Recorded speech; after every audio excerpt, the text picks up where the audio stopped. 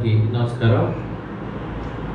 మా జిల్లా SP madam గారి ఆదేశాల మేరకు మేము ఈ చికెన్ వేస్ట్ ట్రాన్స్పోర్టేషన్ పైన సదరు వాహనాలపైన కఠిన చర్యలు తీసుకోవడం జరుగుతుంది.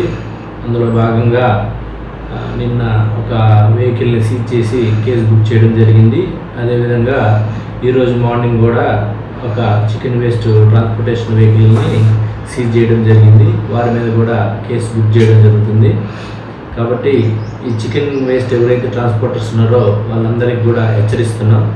ఈ చికెన్ వేస్ట్ వెహికల్స్ని తీసుకొచ్చేసేసి పర్యావరణానికి హాని కలిగించే విధంగా ఈ చేపల వంపు అది చేస్తూ ఉన్నారు.